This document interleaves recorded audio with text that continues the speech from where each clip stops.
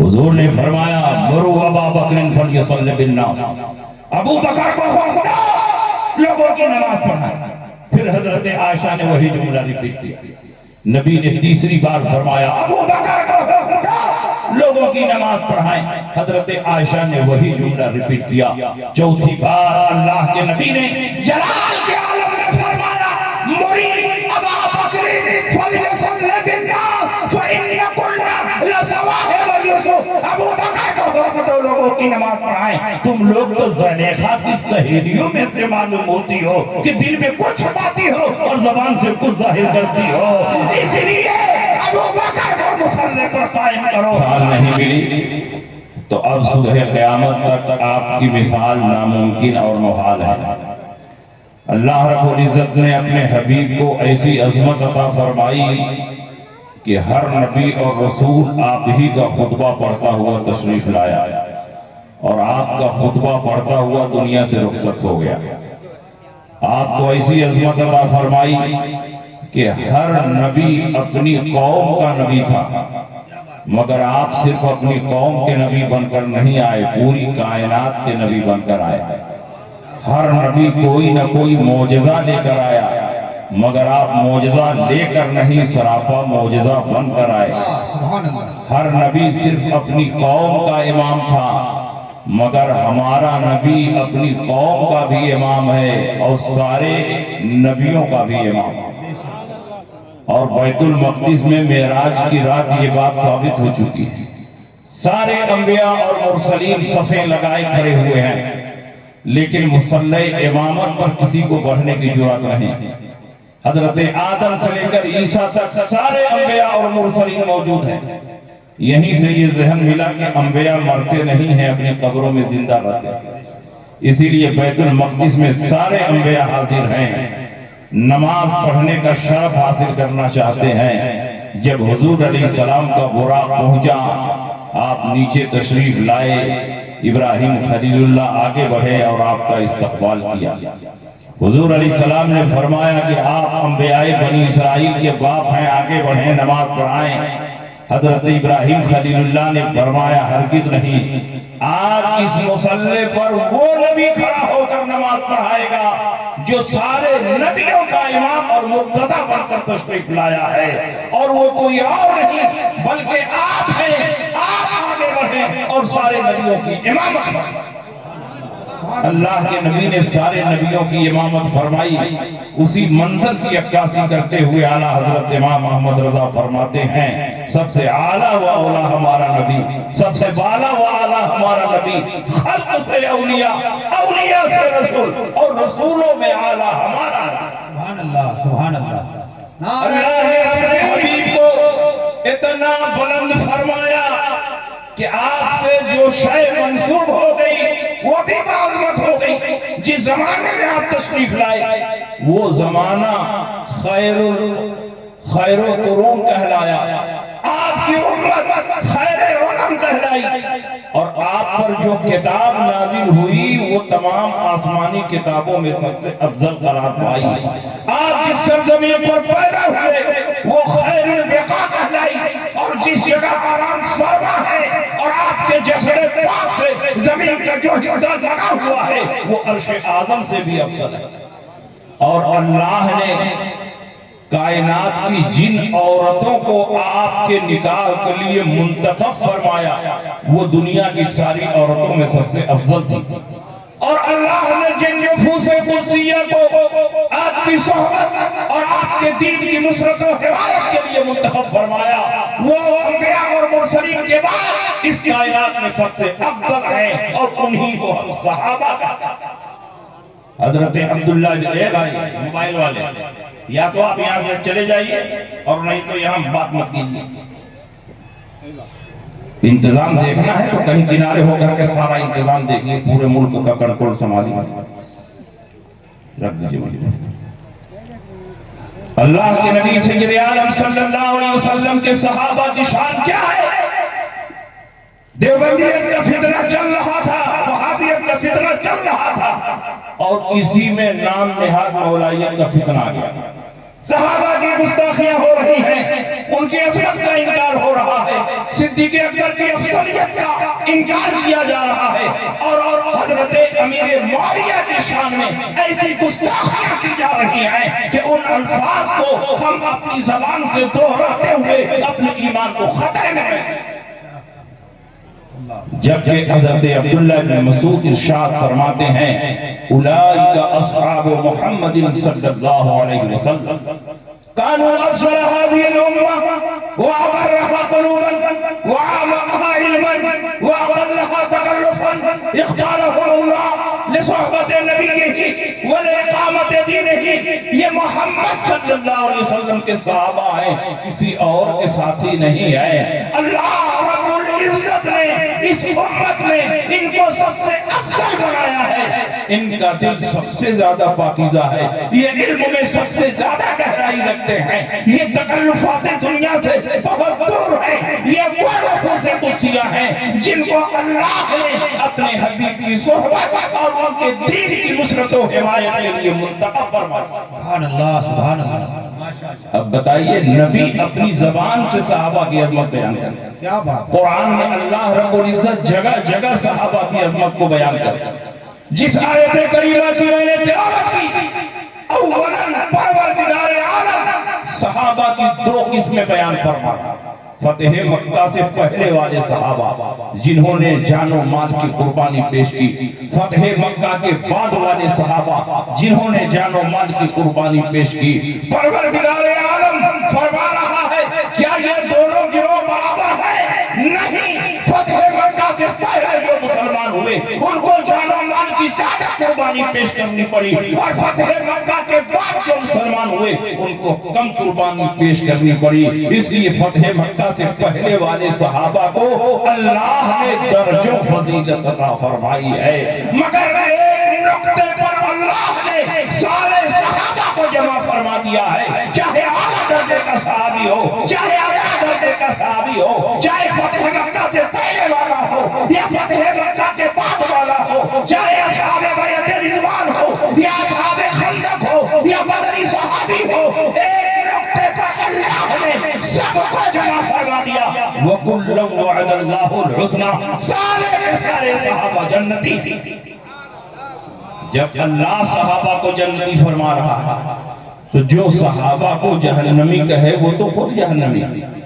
جب پروردگار عالم صحابہ کو اپنی رضا کی سند عطا فرما رہا ہے، والسابقون الاولون من المہاجرین والانصار والذین اتبعوهم بإحسان رضی اللہ عنہم ورضوا عنہ، مہاجرین و انصار میں جو سابقین اولین ہیں اور جنہوں نے بعد میں اخلاص کے ساتھ ان کی پیروی کی، اللہ ان سے راضی ہے اور یہ اللہ سے راضی ہے۔ جن کو اللہ اپنی رضا کی سند عطا فرمائے اس سے ناراض ہونے والا مسلمان نہیں ہو سکتا۔ ہم مسلمان ہیں، اللہ جن کو جنتی فرمائے گا، چاہے ہمیں سمجھ میں آئے یا نہ آئے، ہمارے عقیدے کے مطابق وہ جنتی ہے، اور اللہ جس سے راضی ہوگا، جو مسلمان ہوگا وہ بھی اس سے راضی ہوگا۔ ہم سارے صحابہ سے راضی ہیں، ہم سارے صحابہ کو حق پر مانتے ہیں، ہم سارے صحابہ کو عادل مانتے ہیں، ہم سارے صحابہ کو جنتی مانتے ہیں، ہم سارے صحابہ کو مغفرت یافتہ مانتے ہیں، ہم سارے صحابہ کو فلاح یافتہ مانتے ہیں۔ اللہ کے نبی سید عالم صلی اللہ علیہ وسلم ارشاد فرماتے ہیں لا تسبوا اصحابی فلو ان احدکم انفق مثل احد ذهبا ما بلغ مد احدهم ولا نصیفه۔ میرے صحابہ کو برا نہ کہو، اس لیے کہ اگر تم احد پہاڑ کے برابر سونا رب کی بارگاہ میں خرچ کرو اور میرا صحابی 1 کلو 2 کلو جو رب کی بارگاہ میں خرچ کرے تو اس جو پر، اس غلے پر اتنا ثواب عطا فرمایا جائے گا کہ تمہارے سونے کے پہاڑ پر بھی اتنا ثواب نہیں دیا جائے گا۔ تو اب بتاؤ، کوئی غوث صحابی کے درجے پر پہنچ سکتا ہے؟ کوئی قطب صحابی کے درجے پر پہنچ سکتا ہے؟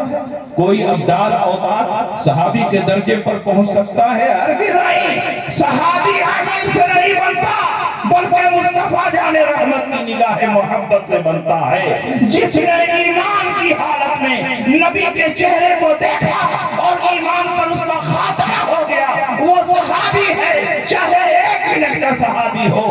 10 سال کا فرق۔ واہ واہ سبحان صحابی ہونے میں کوئی فرق نہیں۔ بہت اچھا اور ان صحابہ میں حضرت امیر معاویہ تو ایسے صحابی ہیں کہ اللہ کے نبی نے ان کو کتابت وحی کے لیے منتخب فرمایا، اور جو آدمی کتابت کرتا ہے وہ املا لکھوانے والے کے چہرے کو بار بار دیکھتا ہے۔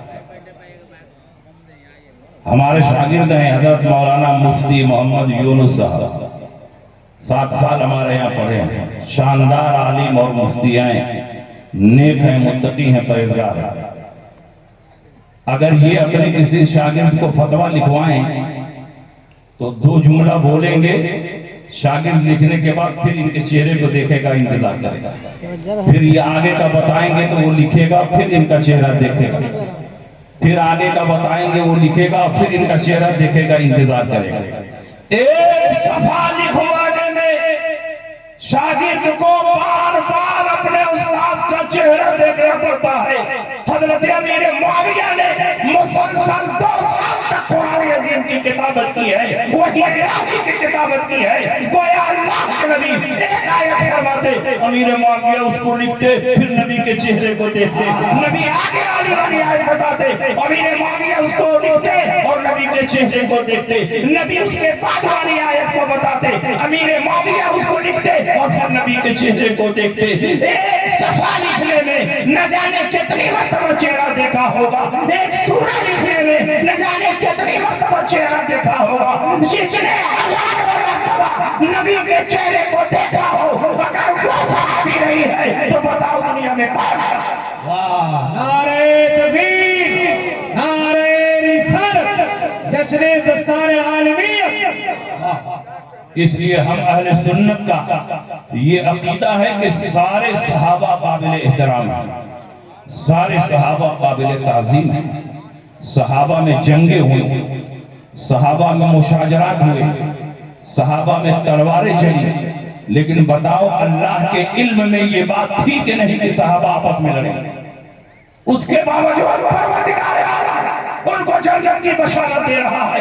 تو جب اللہ گرفت نہیں فرما رہا ہے تو ہم اور آپ کیوں گرفت کر رہے ہیں؟ پروردگار عالم نے ان صحابہ کو جنت کی بشارت دی، رضا کا مزدہ سنایا، اولئک هم المفلحون فرمایا، اولئک هم المؤمنون حقا فرمایا، اولئک مبرؤون مما یقولون فرمایا۔ یہ ساری آیتیں اس بات پر روشن دلیل ہے کہ ہم کو صحابہ کے کسی عمل پر اعتراض کرنے کا کوئی اختیار نہیں۔ اسی لیے اہل سنت کا اجماعی موقف ہے الامساک اما شجر فیما بینہم۔ صحابہ کے درمیان جو مشاجرات ہو گئے اس میں ہم کو زبان نہیں کھولنا ہے بلکہ اپنی زبان کو بند رکھنا۔ اس لیے ہر صحابی کا احترام کیا جائے، ہر صحابی کی تعظیم کی جائے، اور ان صحابہ میں بھی درجات ہیں، اور ان صحابہ میں سب سے افضل حضرت ابو بکر صدیق، اور آپ کی افضلیت پر اجماع صحابہ بھی ہے اور اجماع امت بھی ہے۔ اجماع امت ظنی ہے اور اجماع صحابہ قطعی ہے۔ جو صدیق اکبر کی افضلیت کا انکار کر دے وہ صرف گمراہ نہیں ہوگا بلکہ کافر ہو جائے گا۔ صدیق اکبر کی صحابیت قرآن کی نص قطعی سے ثابت، جو آپ کی صحابیت کا انکار کرے وہ بھی کافر ہے، اور جو آپ کی افضلیت کا انکار کرے وہ بھی دائرہ اسلام کے باہر ہے۔ اس کے دلائل سنیے، دلائل تو اتنے زیادہ ہیں کہ صبح تک ہم حدیثیں پڑھیں تو حدیثیں ختم نہیں ہوں۔ بخاری شریف میں حضرت امام بخاری نے 6-7 جگہوں پر یہ حدیث بیان فرمائی، اور الگ الگ ہیڈنگ اور الگ الگ عنوان کے تحت یہ حدیث بیان فرمائی۔ میں جہاں سے حدیث بیان کر رہا ہوں اس پر امام بخاری نے ہیڈنگ لگائی ہے کہ امامت کا حقدار وہ ہے جو سب سے زیادہ علم والا۔ اور آپ لوگ تو جاہلی کو امام بنا دیتے ہیں، بس کمیٹی کو خوش کرنے والا چاہیے۔ نہیں، امام وہ ہو جو سب سے زیادہ علم والا ہو، سب سے زیادہ تقوی والا ہو، سب سے زیادہ پرہیزگاری والا ہو، وہ مرجع علماء ہو، مرجع فتویٰ ہو، مرجع تقوی ہو، شہر میں اس سے بڑا کوئی عالم نہ۔ وہ امام عیدگاہ ہو، وہ امام جمعہ ہو، اس طرح سے امامت کا مسئلہ حل ہوتا ہے۔ امام بخاری نے ہیڈنگ لگائی، امامت کا حقدار وہ ہے جو سب سے زیادہ علم والا ہو، اور اس کے تحت حضور علیہ السلام کے مرض وصال، مرض موت کی حدیث بیان فرمائی۔ اللہ کے نبی جب بیمار ہوئے 13 دن بیمار رہے، اور بیماری کے زمانے میں 5 دن دیگر بیویوں کے پاس رہے، اور اخیر کے 8 دن حضرت عائشہ صدیقہ کے حجرے میں رہے۔ جب نبی دوسری بیویوں کے پاس تھے تو بار بار فرماتے کل میں کہاں رہوں گا، کل میں کہاں رہوں گا، میرا نبی عدل و انصاف کا پیغام بن کر اس دنیا میں آیا ہے، بیماری میں ہے پھر بھی برابری کا اتنا خیال کر رہا ہے، عدل و انصاف کا اتنا خیال کر رہا ہے۔ ازواج پاک نے فرمایا یا رسول اللہ آپ جن کے پاس جانا چاہیں آپ جائیں، ہم سب کی طرف سے اجازت ہے۔ حضور نے فرمایا کہ مجھ کو حجرہ عائشہ میں بھیجا جائے۔ حجرہ عائشہ کے لیے چلے، ایک طرف سے حضرت عباس نے سہارا دیا اور ایک طرف سے حضرت علی نے سہارا دیا۔ حضرت عائشہ جب اس حدیث کو بیان کرتی تو علی کا نام نہیں لیتی، یہ فرماتی ایک طرف سے حضرت عباس نے سہارا دیا اور ایک طرف سے ایک آدمی نے سہارا دیا۔ اب وہ آدمی کون ہے؟ حضرت عبداللہ ابن عباس لوگوں سے پوچھتے کہ تم کو معلوم ہے کہ وہ آدمی کون ہے جن کو رجل سے تعبیر کر رہی ہیں؟ لوگ کہتے آپ ہی بتائیے، گھر والے ہیں، تو فرماتے وہ حضرت علی۔ اللہ کے نبی دونوں کے کانٹوں پر سہارا بناتے ہوئے حجرہ عائشہ میں چلے، اور آپ کی طبیعت اتنی خراب ہے، ضعف و نقاہت اتنی ہے کہ پاؤں اٹھ نہیں رہے ہیں، آپ کے پاؤں کے دونوں گھٹنوں، دونوں پاؤں کے پنجوں سے زمین پر خط کا نشان بنا۔ حجرہ عائشہ میں پہنچے، اس کے باوجود مصلی پر پہنچ کر اللہ کے نبی صحابہ کی امامت فرماتے رہے، لیکن انتقال سے 3 دن پہلے۔ اب آپ بتائیے نبی کا وصال کس دن ہوا ہے؟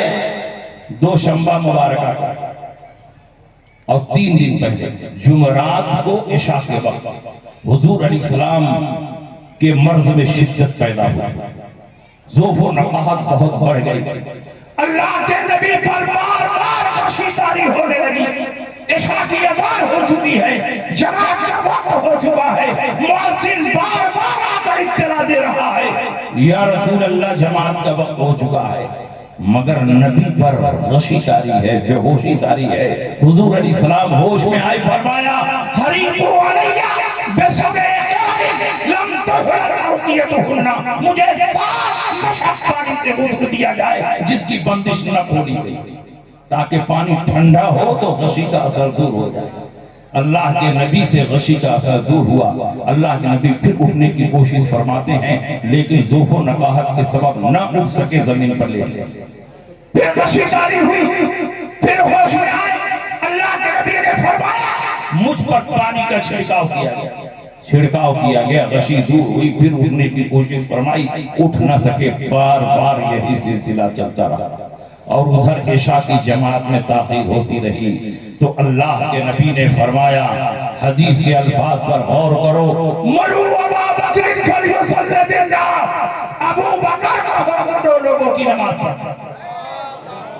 حضرت عائشہ صدیقہ وہیں موجود ہیں، ابو بکر کی بیٹی ہیں، انہوں نے دل میں سوچا کہ حضور علیہ السلام کی ظاہری حالت بتا رہی ہے کہ چند دن کے مہمان ہیں، دنیا سے رخصت ہونے والے، کہیں ایسا نہ ہو کہ میرے باپ مصلی پر کھڑے ہوں اور ادھر 2-4 دن میں نبی کا وصال ہو جائے تو کوئی یہ نہ کہہ دے ابو بکر منحوس ہے، نبی کے مصلی پر آئے اور نبی کا وصال ہو۔ بیٹی نہیں چاہ رہی ہے کہ باپ پر کوئی نحوست کا الزام رکھا، لیکن اس بات کو زبان سے نہیں کہہ رہی ہیں، اس بات کو دل میں چھپا کر رکھا، اور فرماتی ہیں یا رسول اللہ ان ابا بکر رجل رقیق اذا قام مقامک لا يستطيع ان يصلي بالناس، یا رسول اللہ ابو بکر نرم دل ہے، رقیق القلب ہے، آپ کی جگہ پر کھڑے ہوں گے، رونے لگیں گے، قرآن پر قادر نہیں ہوں گے، اور صحابہ کی نماز نہیں پڑھا پائیں گے، اس لیے کسی اور کو بھیجیں۔ دل میں کچھ، زبان پر کچھ. حضور نے فرمایا مرو ابا بکر فلیصلی بالناس، ابو بکر کو حکم دو لوگوں کی نماز پڑھائیں. پھر حضرت عائشہ نے وہی جملہ ریپیٹ کیا. نبی نے تیسری بار فرمایا ابو بکر کو حکم دو لوگوں کی نماز پڑھائیں. حضرت عائشہ نے وہی جملہ ریپیٹ کیا. چوتھی بار اللہ کے نبی نے جلال کے عالم میں فرمایا مری ابا بکر فلیصلی بالناس فإن كنا لصواحب یوسف. ابو بکر کو حکم دو لوگوں کی نماز پڑھائیں. تم لوگ تو زلیخا کی سہیلیوں میں سے معلوم ہوتی ہو کہ دل میں کچھ چھپاتی ہو اور زبان سے کچھ ظاہر کرتی ہو. اس لیے ابو بکر کو مصلی پر قائم کرو. میں آپ سے پوچھنا چاہتا ہوں یہ مسئلہ صرف نماز پڑھانے کا نہیں تھا. اگر مسئلہ صرف نماز پڑھانے کا ہوتا تو نبی کسی اور کو بھیج دیتے جیسے آپ کرتے ہیں. امام صاحب نہیں ہے نائب امام چلے جائیں, نائب نہیں ہے مؤذن صاحب پڑھا دیں. لیکن آج مسئلہ صرف نماز پڑھانے کا نہیں ہے بلکہ اللہ کا نبی دنیا کو یہ میسج اور پیغام دینا چاہتے ہیں کہ آج میرے مصلی پر کھڑا ہو کر جو صحابہ کی امامت کرے گا میرے وصال کے بعد وہی ملت اسلامیہ کا خلیفہ. ماشاءاللہ. نعرہ تکبیر، نعرہ رسالت، مسلک اعلی حضرت.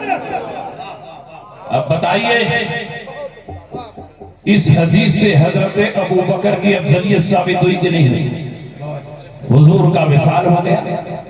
ابو بکر نے حضور کی زندگی میں 17 وقتوں کی نماز پڑھائی. اس کو کاغذ پر نوٹ کر لیجیے. نبی کی موجودگی میں, نبی کی مسجد میں, نبی کے مصلی پر کھڑا ہو کر نبی کی اجازت سے حضرت صدیق اکبر نے 17 وقتوں کی نماز پڑھائی. جمعرات کو عشاء کی نماز پڑھائی, جمعہ کو 5 وقت جس میں جمعہ شامل, سنیچر کو 5 وقت, اتوار کو 5 وقت اور سوموار کو فجر کی نماز, کیونکہ زوال کے وقت حضور کا وصال ہوا. 17 وقتوں کی امامت نبی کی موجودگی میں, نبی کے حکم سے نبی کے مصلی پر کھڑا ہوگا. جس صحابی رسول نے کی ہے اس کا نام حضرت ابو بکر صدیق. اس سے آپ کی افضلیت کی طرف اشارہ ہوتا ہے. اسی لیے جب نبی کا وصال ہو گیا ثقیفہ بنی ساعدہ میں تمام مہاجرین و انصار کی میٹنگ ہوئی اور سارے صحابہ نے بالاتفاق حضرت ابو بکر صدیق کو خلیفہ چن لیا. حضرت علی وہاں موجود نہیں تھے, ناراضگی کی وجہ سے نہیں بلکہ حضور کا جسد پاک ان کے گھر میں ہے, وہ گھر والے ہیں, تجہیز و تکفین کی ساری ذمہ داری ان پر. حضرت ابو بکر نے ان کو بلایا اور کہا اے علی سارے صحابہ نے مجھ کو خلیفہ منتخب کر لیا ہے, آپ امت میں اختلاف پسند نہیں فرمائیں گے. قدیم الاسلام صحابی ہیں, نبی کے چچزاد بھائی ہیں, آپ ان کے داماد ہیں, اسلام میں بڑا آپ کا مرتبہ ہے. انہوں نے کہا خلیفہ رسول آپ کو فکر کرنے کی ضرورت نہیں. رسول اللہ صلی اللہ علیہ وسلم جب رسول پاک نے آپ کو آگے بڑھا دیا ہے تو کون ہے جو آپ کو پیچھے کر سکتا ہے؟ رضینا لدنیانا بمن رضی بہی رسول اللہ صلی اللہ علیہ وسلم لدیننا. ہم اس سے اپنی دنیا کے معاملے میں راضی ہیں جس سے رسول پاک ہمارے دین کے معاملے میں راضی ہے. انہوں نے بھی آپ کے ہاتھ پر بیعت کر لی تو سارے صحابہ کا اجماع منعقد ہو گیا. اور اجماع صحابہ قطعی ہوتا ہے, ظنی نہیں ہوتا ہے. جو حضرت صدیق اکبر کی خلافت کا انکار کرے وہ باؤنڈری آپ اسلام سے باہر. اور سنیے اللہ کے نبی جب ہجرت فرما کر مدینہ منورہ تشریف لے گئے تو سریۃ الوداع کے پاس صحابہ کرام نے زبردست استقبال کیا. چھوٹی چھوٹی بچیوں نے آپ کی عظمت میں ترانے گائے. اللہ کے نبی شاہانہ سرفت و جلال اور فاتحانہ ترفت کے ساتھ اونٹنی پر سوار ہو کر مدینہ منورہ میں داخل ہوئے اور صحابہ جلوس کی شکل میں آپ کا استقبال کرتے. آج نبی کی آمد پر جلوس نکالی تو شرک اور بدعت کا فتویٰ ہی لگ جاتا, اور وہاں سارے صحابہ جلوس نکالتے ہیں نبی کی آمد پر. نبی اکرم دیکھ رہے ہیں, منع بھی نہیں فرما رہا. اونٹنی مدینے کی گلیوں میں چلتی رہی, صحابہ کو معلوم تھا کہ یہ اونٹنی جہاں ٹھہرے گی وہیں نبی قیام فرمائے. کچھ صحابہ کو بڑی جلدی تھی کہ ہمارے ہی دروازے پر ٹھہر جائے.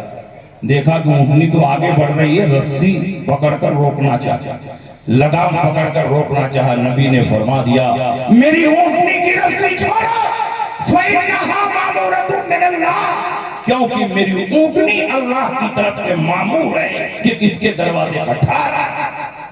اونٹنی ابو ایوب انصاری کے دروازے پر ٹھہرا, سامان اتارا گیا. ابو ایوب انصاری کو میزبانی کا شرف حاصل ہوا.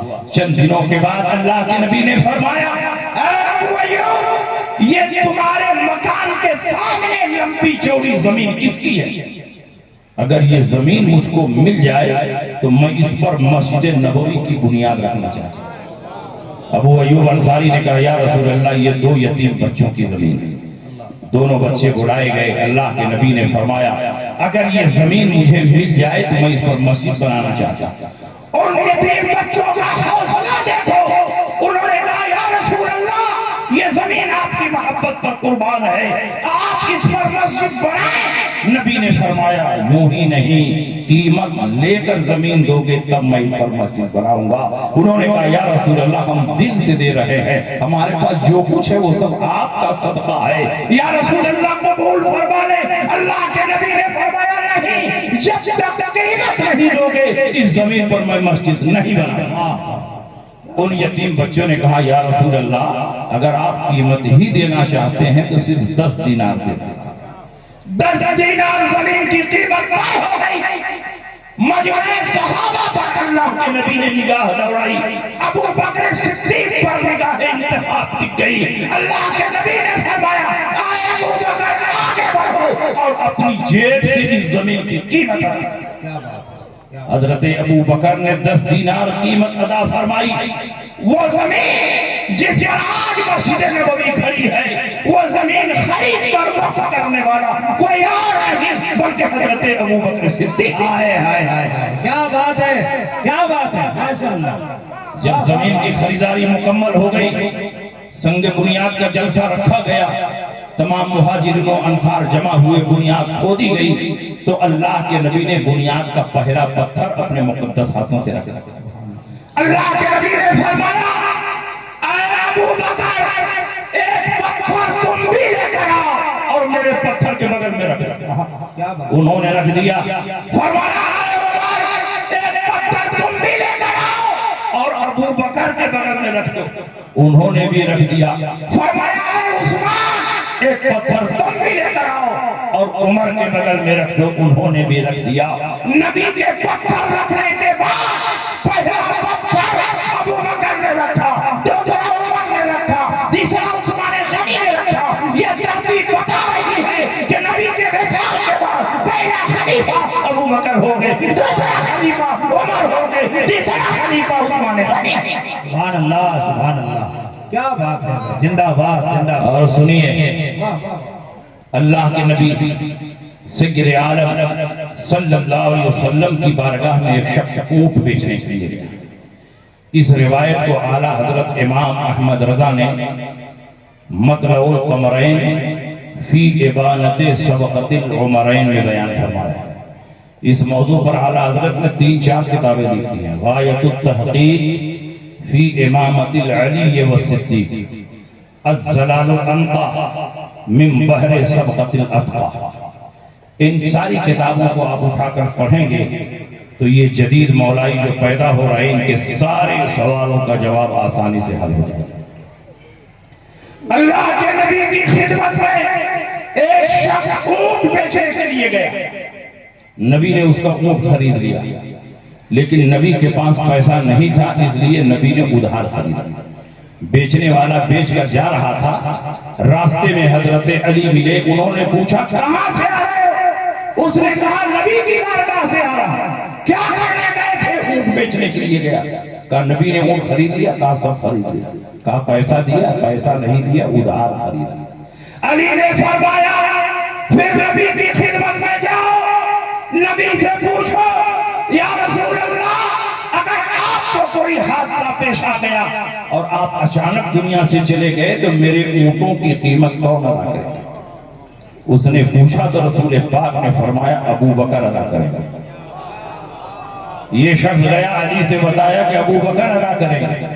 علی نے فرمایا پھر نبی کی خدمت میں جاؤ، نبی سے پوچھو یا رسول اللہ اگر ابو بکر کو کوئی حادثہ پیش آ گیا اور وہ بھی اچانک دنیا سے چلے گئے تو میرے اونٹوں کی قیمت کون ادا کرے گا؟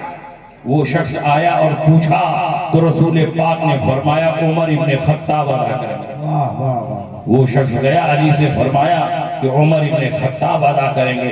علی نے فرمایا پھر نبی کی خدمت میں جاؤ اور نبی سے پوچھو عمر ابن خطاب کو بھی کوئی حادثہ پیش آ گیا اور وہ بھی اچانک دنیا سے چلے گئے تو میرے اونٹوں کی قیمت کون ادا کرے گا؟ اس نے پوچھا تو رسول پاک نے جلال کے عالم میں جواب دیا اذا مات عمر فإن استطعت ان تموت فموت، جب عمر ہی مر جائیں گے تو تو زندہ رہ کے کیا کرے گا یا تو بھی مر جائے گا؟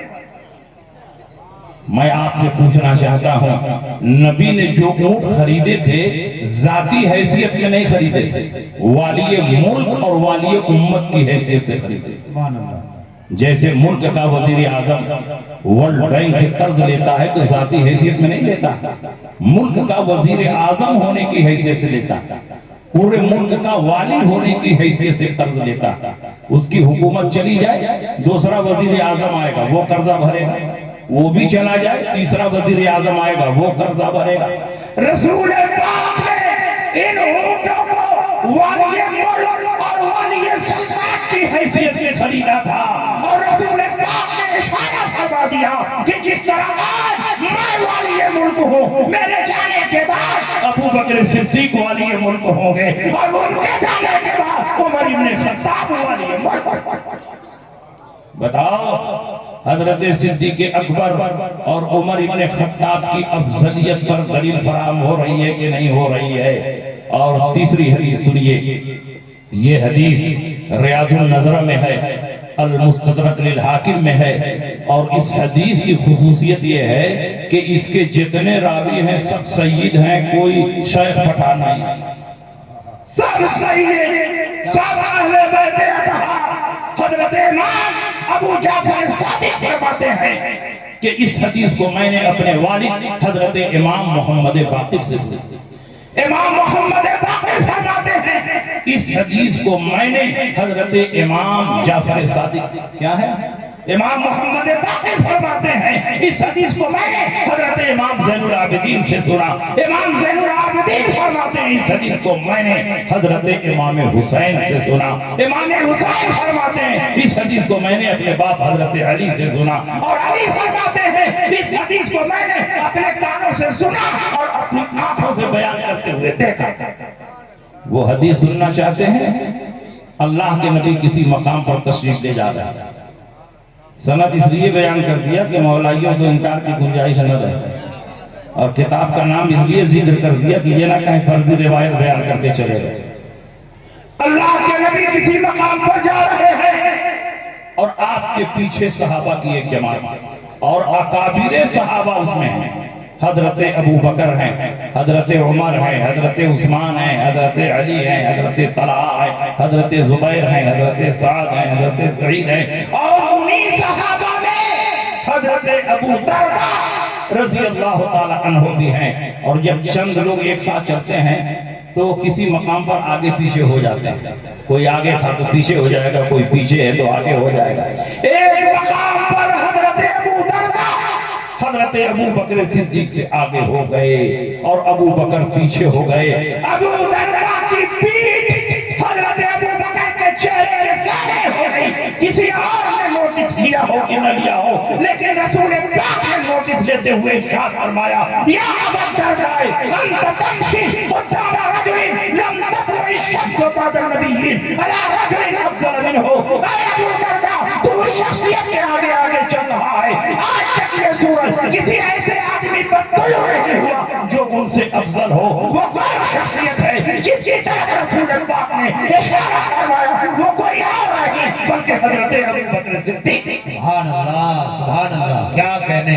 اس لیے تمام صحابہ کا واہ واہ واہ، اور تمام اہل بیت کا اس بات پر اجماع ہے، کیونکہ یہ حدیث جو میں نے بیان کی اس میں سب کے سب اہل بیت ہیں، تمام صحابہ کا اجماع ہے کہ ابو بکر صحابہ میں سب سے افضل ہے، اور تمام اہل بیت کا اجماع ہے کہ ابو بکر تمام صحابہ میں سب سے افضل ہے۔ تو بتائیے حضرت ابو بکر صدیق کی افضلیت کا کوئی انکار کرے تو ہم صرف یہ کہہ کر کے اس کو چھوڑ دیں کہ چلو یہ ضمنی مسئلہ ہے، یہ ضمنی مسئلہ ہے یا بنیادی مسئلہ ہے؟ جب آپ کی افضلیت پر صحابہ کا اجماع قطعی ہے اور حضرت علی خود فرما رہے ہیں افضل هذه الامہ بعد نبی کے ابو بکر، اس امت میں انبیاء کے بعد سب سے افضل ابو بکر صدیق ہیں، آپ خود فرماتے ہیں خیر الناس ابو بکر الا ان یکون نبیا، ابو بکر تمام صحابہ میں سب سے افضل ہیں مگر یہ کہ نبی نہیں ہے، اور اللہ کے نبی ارشاد فرماتے ہیں ما طلعت الشمس ولا غربت ولا احد افضل منه من ابی بکر الا ان یکون نبیا، آج تک یہ سورج کسی ایسے آدمی پر نہ طلوع ہوا نہ غروب ہوا جو ابو بکر سے افضل ہے۔ تو ہمارا تو یہ عقیدہ ہے کہ ابو بکر تمام صحابہ میں سب سے افضل ہے، اور خلافت کی ترتیب وہی ہے جو افضلیت کی ترتیب ہے۔ سب سے افضل ابو بکر ہیں تو پہلے خلیفہ ابو بکر، دوسرے نمبر پر فضیلت میں عمر ہیں تو عمر ابن خطاب دوسرے خلیفہ، تیسرے نمبر پر فضیلت میں عثمان غنی ہے تو تیسرے خلیفہ عثمان غنی، اور فضیلت میں چوتھا نمبر علی کا ہے تو حضرت علی چوتھے خلیفہ۔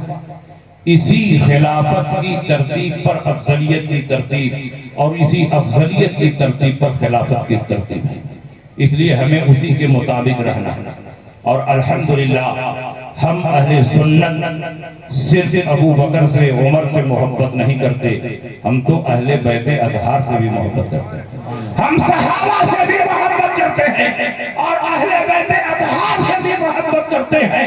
ہمارے ایک ہاتھ میں صحابہ کا دامن ہے اور دوسرے ہاتھ میں اہل بیت اطہار کا دامن ہے، کیونکہ ہمیں اعلیٰ حضرت امام احمد رضا شاذلی بریلوی نے یہ تعلیم دی ہے کہ صرف اور صرف صحابہ کو چھوڑ کر اہل بیت کی محبت کا دعویٰ کرنا یہ رافضیت ہے، اور اہل بیت کو چھوڑ کر صرف اور صرف صحابہ سے محبت کا دعویٰ کرنا یہ خارجیت ہے، اور طرح سے محبت کرنا یہی مسلک اعلیٰ حضرت ہے۔ سبحان اللہ سبحان اللہ۔ سنت کا ہے بیڑا پار، اصحاب حضور نجم ہیں اور ناؤ ہے ہجرت رسول اللہ، ماشاءاللہ۔ اور الحمدللہ حضرت علی کے تو اتنے فضائل ہیں کہ 10 دن تک تقریر کیے جائے تو بھی ان کے فضائل کمپلیٹ نہیں ہیں، اور کسی جلسے میں اگر امیر معاویہ کا بھی ذکر ہو اور علی کا بھی ذکر ہو تو ہرگز یہ نہیں سوچنا چاہیے کہ ہم امیر معاویہ کو علی کے مقابلے میں نہیں،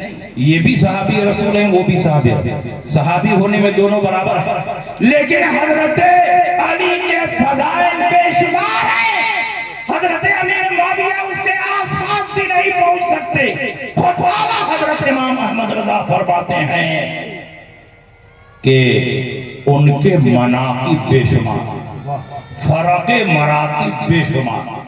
الفاظ پر غور کیجئے، سینکڑوں صفحات کو اعلیٰ حضرت نے سمیٹ کر 4 جملوں میں بیان کیا، اور جو یہ خوبی رکھتا ہو اسی کا نام اعلیٰ حضرت ہے۔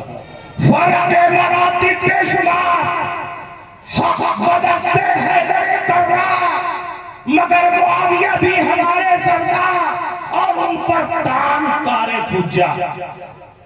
تو اعلیٰ حضرت نے خود ہی فرق بتا دیا ہے کہ امیر معاویہ حضرت علی کے فضائل کے آس پاس بھی نہیں پہنچ سکتے، لیکن صحابی رسول ہیں، صحابی رسول ہونے کی حیثیت سے ان کا بھی احترام ہم پر لازم اور ضروری ہے۔ اور یہ جو پرچار کیا جا رہا ہے کہ حضرت امیر معاویہ نے حضرت علی کو بڑی تکلیفیں پہنچائی، اپنے ممبروں سے گالیاں دلوائیں، یہ سب غلط ہے، جھوٹ ہے۔ ان کے درمیان جنگیں ہوئی، ان کے درمیان لڑائیاں ہوئی، جنگ صفین ہوئی، اس وقت حق واضح نہیں تھا۔ امیر معاویہ سمجھ رہے تھے کہ میں جو کام کر رہا ہوں وہ صحیح ہے، علی سمجھ رہے تھے کہ میں جو کام کر رہا ہوں وہ صحیح ہے، لیکن حق واضح ہو جانے کے بعد امیر معاویہ کو افسوس ہوا اور ہمیشہ اس بات کا ملال رہا کہ علی کے خلاف مجھے تلوار نہیں اٹھانا چاہیے۔ کیا بات ہے۔ تو کیا کہنے حضرت علی حق پر تھے لیکن امیر معاویہ سے خطۂ عنادی نہیں خطۂ اجتہادی ہوئی، اور خطۂ اجتہادی میں کوئی گناہگار نہیں ہوتا، کوئی فاسق نہیں ہوتا، کوئی باغی نہیں ہوتا، کوئی طاغی نہیں ہوتا، بلکہ صحابہ کا اختلاف ایسے ہی ہے جیسے حنفی شافعی مالکی حنبلی کا اختلاف۔ ہم حنفی ہیں لیکن امام شافعی کا بھی احترام کرتے ہیں، امام مالک کا بھی احترام کرتے ہیں، اور سارے ائمہ کرام کا احترام کرتے ہیں، کیونکہ ان کے درمیان عقیدے کا کوئی اختلاف نہیں، فروعی مسائل میں اختلاف ہے۔ تو جو حق پر ہے وہ دانے کی پا رہا ہے، اور جس سے خطۂ اجتہادی ہوئی ہے پروردگار عالم اسے بھی ایک نیکی سے سرفراز کرتا ہے۔ اس لیے ہم سارے صحابہ کا احترام کریں گے، اور حضرت علی کے علم کا یہ عالم کہ امیر معاویہ بھی ان کی عظمت کا اقرار کرتے ہیں۔ جب امیر معاویہ کی گاڑی پھنستی تو حضرت علی کی بارگاہ میں پہنچتے اور سوال پوچھتے، جبکہ امیر معاویہ معمولی علم والے نہیں تھے، وہ فقہائے صحابہ اور مجتہدین صحابہ میں سے تھے۔ فقہائے صحابہ میں جن 21 صحابہ کا شمار ہوتا ہے ان میں ایک حضرت امیر معاویہ، اور ان کے مجتہد ہونے پر سند خود علی کے گھر والوں نے حضرت عبداللہ ابن عباس سے ان کے غلام نے امیر معاویہ کے کسی فعل پر اعتراض کیا تو آپ نے فرمایا ان پر اعتراض نہ کرو، اصحابہ فإنہ فقیہ، وہ جو کر رہے ہیں وہ صحیح ہے کیونکہ وہ مجتہد ہیں۔ اور دوسری روایت میں فرماتے ہیں ان پر اعتراض نہ کرو فإنہ قد صاحب رسول اللہ صلی اللہ علیہ وسلم، انہوں نے رسول پاک کی صحبت پائی ہے، وہ صحابی رسول ہیں، صحابی رسول کے کسی فعل پر اعتراض نہیں کیا گیا۔ نعرہ تکبیر، بیٹھو بیٹھو بیٹھو بیٹھو نعرہ رسالت، اس کا اعلیٰ حضرت۔ تو حضرت امیر معاویہ جب جنگ صفین میں علی سے مصروف پیکار تھے تو جنگ میں آدمی اپنے دشمن کو مٹانے کے لیے کیا نہیں کرتا، اسی زمانے میں روم کے بادشاہ نے امیر معاویہ کے پاس پیغام بھیجا، کہا ہے امیر معاویہ علی تم سے جنگ لڑ رہے ہیں، تم ہم سے ہاتھ ملا لو، ہماری اور تمہاری فوجیں مل کر علی پر حملہ کرے گی اور علی کا نام و نشان مٹا دیا جائے گا۔ ایسے نازک وقت میں حضرت امیر معاویہ نے جو جواب دیا ہے وہ آب زر سے لکھنے کے قابل ہے۔ امیر معاویہ